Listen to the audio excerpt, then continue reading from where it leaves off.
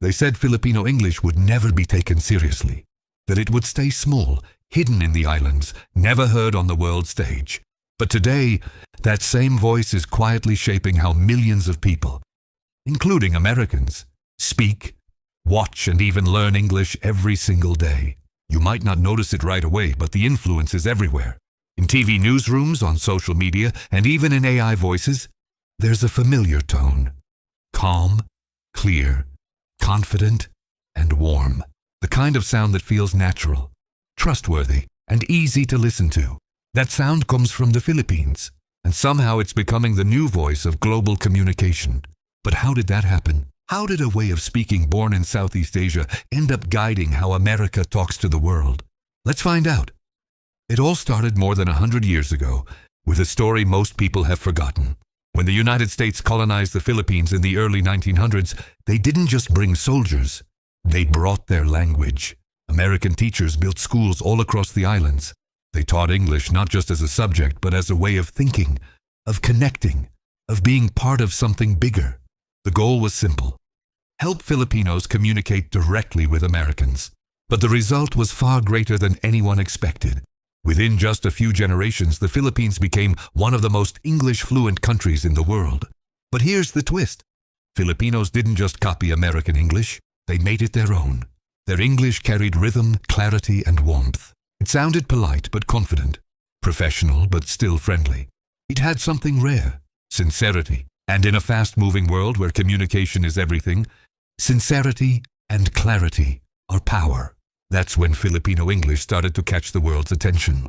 The first big wave came during the early 2000s, when huge American companies began opening call centers in the Philippines.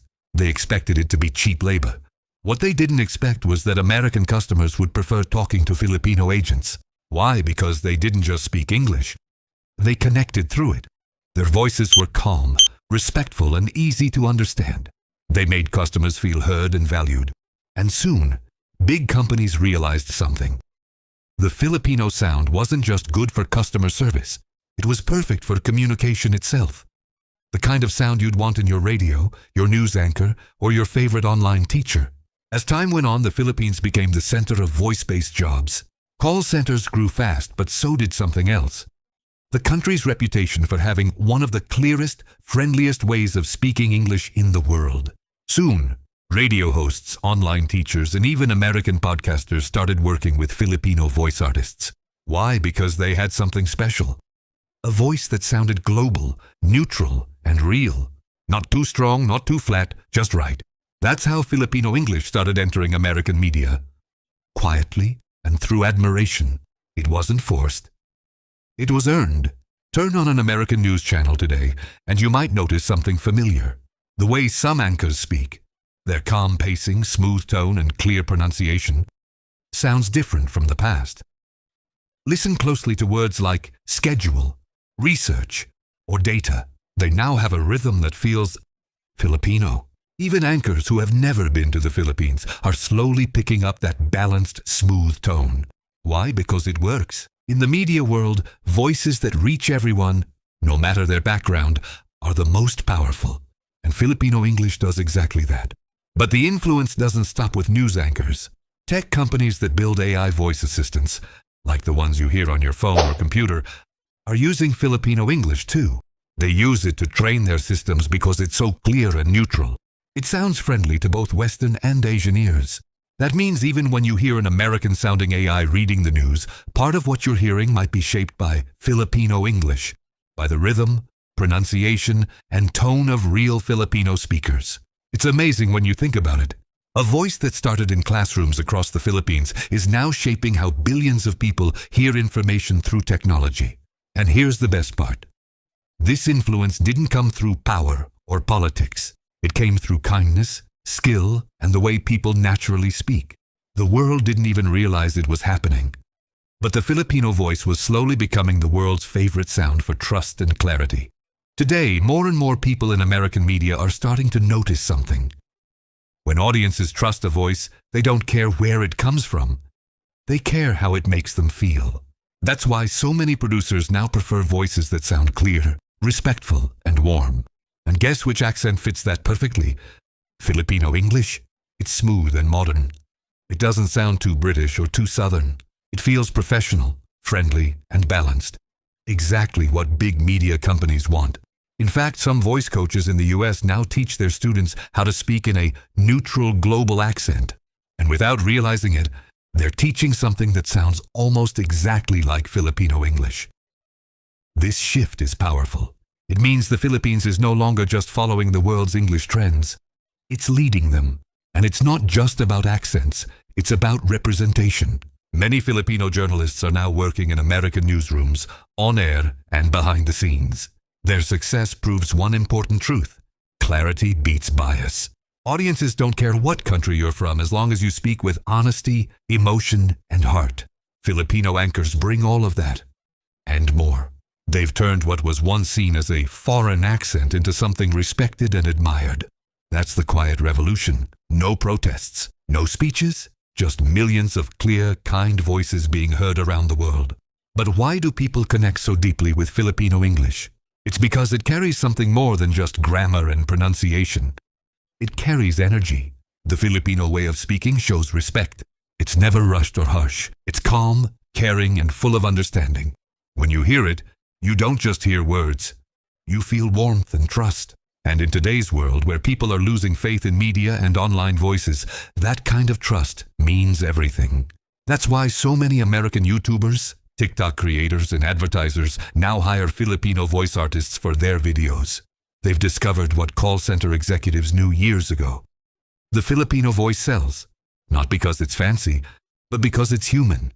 It makes people stay, it makes them listen, and it makes them believe. Look closer and you'll see a bigger picture. For decades, American English was thought to be the standard. But now the rules are changing. English is no longer owned by one country. It's a shared tool, a way for people all over the world to connect. And Filipino English has become one of the best versions of it. It bridges East and West. It sounds natural to both sides. Few countries have done that. And the Philippines did it quietly, without trying to show off. Even Hollywood has noticed. Some actors now train to speak softer, more neutral accents for global audiences.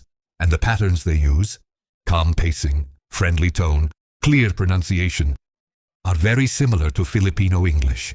The world is slowly beginning to sound a little bit Filipino, and nobody is complaining. Education is also spreading this influence. Millions of American students now take English lessons from Filipino teachers online.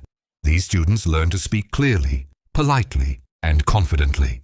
Later, when they work in media, teaching, or broadcasting, they carry those speech habits forward.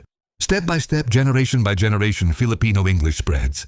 It grows quietly, without headlines, but with lasting impact. There's something almost poetic about this. For a long time, Filipinos adapted to Western culture. Now the West is adapting to them. Their words, tone, and respect cross oceans. They enter studios, microphones, and cameras all across America. What began as a school mission during colonial times has become a cultural comeback, led not by politics but by communication skills. Every time a news anchor speaks clearly, every time an AI assistant talks to you in a friendly voice, every time an American student learns from a Filipino tutor, the influence grows stronger. It's subtle, but it's unstoppable.